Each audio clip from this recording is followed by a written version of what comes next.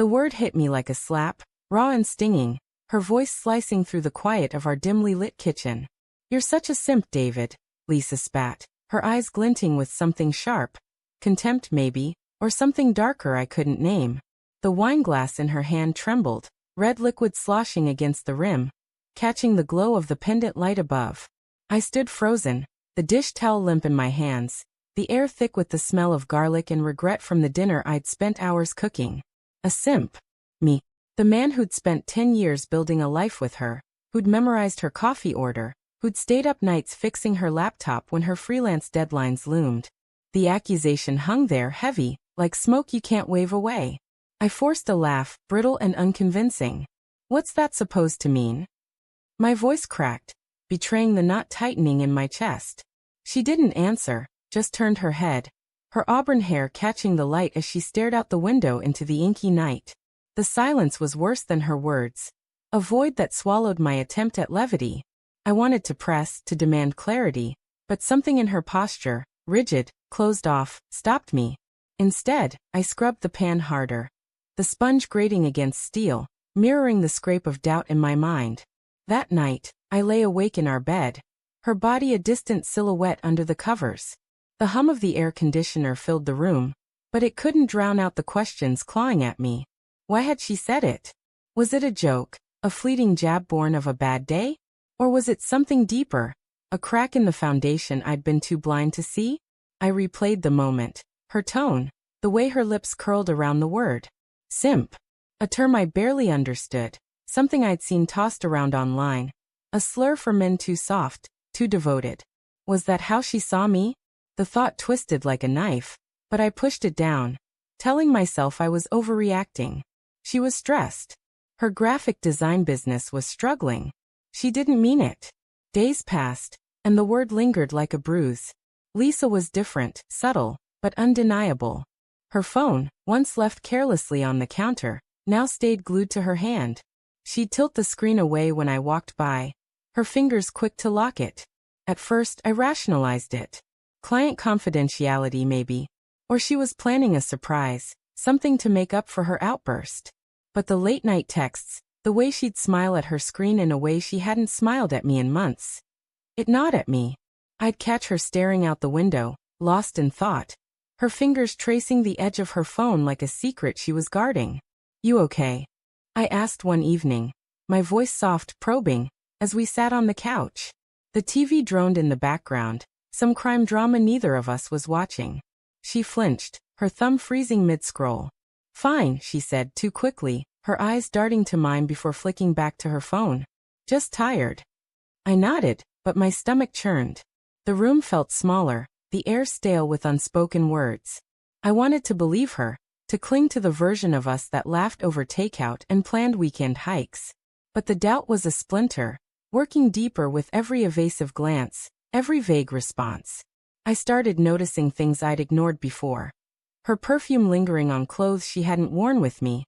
The way she'd leave the room to take calls, her voice hushed and urgent. Each clue was a pinprick, small but cumulative, building a picture I didn't want to see. One night, I couldn't take it anymore. She was in the shower, the hiss of water masking the sound of my guilt as I picked up her phone. My hands shook as I typed her passcode. Our anniversary.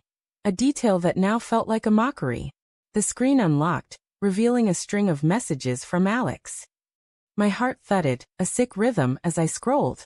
"Miss you already," one read. "Last night was incredible," another. My vision blurred, the word swimming. I wanted to stop, to unsee it, but I kept reading, each message a hammer to the fragile trust I'd built my life around. Alex. A name I didn't know, but one that now held the weight of my unraveling world. When she emerged, wrapped in a towel, her wet hair dripping onto the hardwood, I was sitting on the edge of the bed, her phone in my hand. Her eyes widened, then narrowed, a flash of panic giving way to defiance. "David, what the hell are you doing?" Her voice was sharp, but there was a tremor beneath it. "Who's Alex?" I asked, my voice low, barely containing the storm inside me. The question hung between us, heavy as a guillotine. She froze, her lips parting, then closing.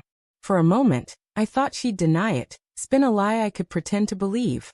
But then her shoulders slumped, and she looked away, her silence louder than any confession. The room spun, the walls closing in, the air thick with the scent of her lavender shampoo and my own heartbreak. "It's not what you think," she finally said, her voice barely above a whisper. But it was too late. The words felt hollow, a flimsy shield against the truth I'd already seen. I wanted to scream, to demand answers, but all I could do was sit there, clutching her phone like a lifeline to a life that no longer existed. The weeks that followed were a blur of pain and pretense. I moved to the guest room, the space between us a chasm I didn't know how to cross. I wanted to hate her, to let anger burn away the love I still felt, but it wasn't that simple. I missed her. The way she'd hum off-key while cooking, the way her laugh could light up a room. I questioned everything. Was I too soft? Too trusting? Had I pushed her away? The guilt was a weight, pressing me into sleepless nights, where I'd stare at the ceiling, replaying every moment, searching for the point where it all went wrong. Then came the call that shattered everything. It was a Tuesday, the sky outside our apartment a dull gray, matching the fog in my mind. The police officer's voice was calm, professional, but each word was a jolt. Lisa had been arrested. Fraud, they said. She'd been funneling money from her business, cooking the books to hide it. The details were murky, but the name Alex came up again.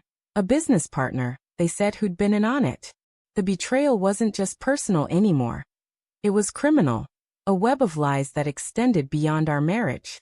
I visited her in jail, the fluorescent lights harsh against her pale face.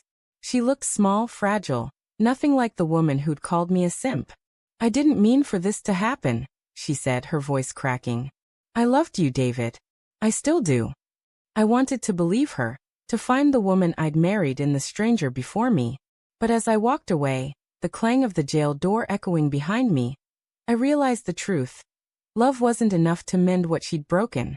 The word simp echoed in my mind, no longer an insult, but a reminder of my own blindness.